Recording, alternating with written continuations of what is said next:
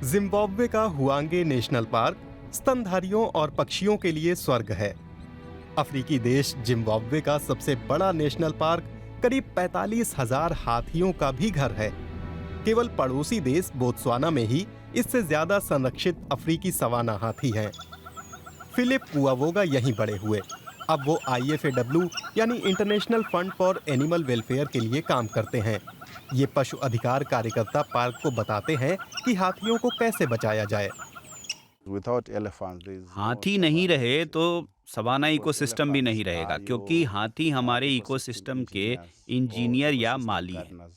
वो बड़ी टहनियों को तोड़कर घास के मैदान बनाते हैं, उन्हें बनाए रखते हैं, और अपने स्वभाव से ही हाथी लंबी दूरी की यात्रा करते हैं। और इन इकोसिस्टमों में घूमने के दौरान वो बीज उठाते हैं और उन्हें इधर उधर बिखेर देते हैं।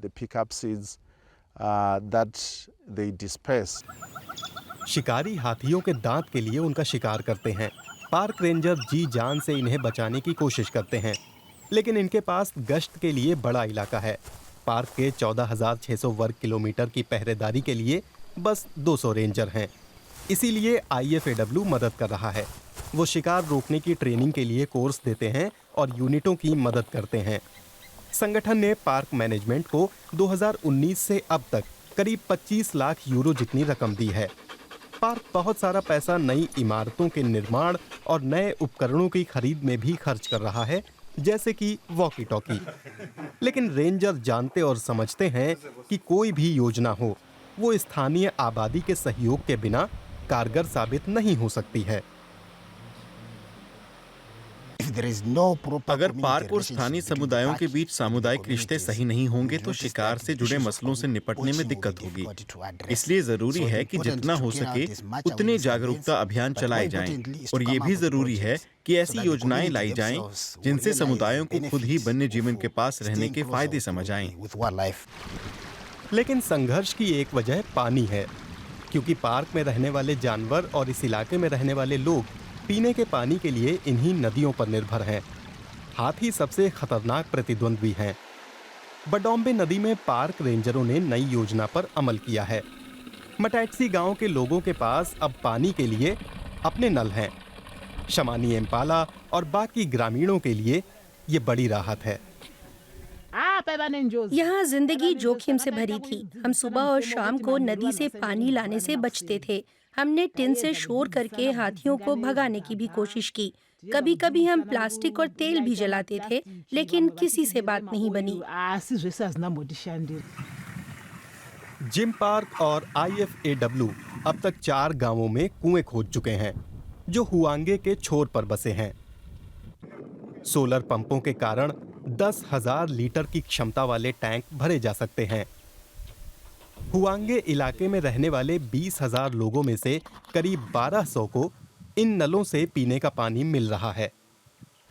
जब पार्क के रेंजरों के पास वक्त होता है तो वे स्थानीय लोगों के साथ जानवरों की हालत पर बात करते हैं, लेकिन उनके पास इतने लोग नहीं हैं कि वे नियमित तौर पर ऐसा कर पाएं, और उनके पास जानवरों के माइग्रेशन कॉरिडोर पर बहुत ही कम डेटा है। हमें समुदाय के तौर पर इन कॉरिडोरों का सम्मान करना चाहिए और पार्क के इकोलॉजिस्टों को इन कॉरिडोरों की पहचान में हमारी मदद करनी चाहिए। अगर ये कॉरिडोर खुले होंगे तो जंगली जानवर इनसे होकर जाएंगे और अपने कॉरिडोर में वापस लौट आएंगे, क्योंकि उनके आने जाने का अपना एक पैटर्न है। पशु कल्याण कार्यकर्ताओं के आगे एक और बड़ी चुनौती है, जलवायु परिवर्तन। कम बारिश और अक्सर पड़ने वाला सूखा जानवरों के लिए परेशानी है। इससे निपटने के लिए IFAW जल जमाव के इलाके बनाने की योजना बना रहा है। हमें उम्मीद है कि कुछ नए तरीके जिन्हें हम यहाँ आजमा रहे हैं वो कारगर हो सकते हैं। इसमें पैन स्कूपिंग भी है, जिसमें हमारी कोशिश होती है ज़्यादा से ज़्यादा बरसात के पानी को जमा करना। इस तरह हमें सामंजस्य बिठाने और जलवायु परिवर्तन के असर को कम करने का मौका मिल सकता है। यहाँ हाथियों की आबादी बढ़ रही है।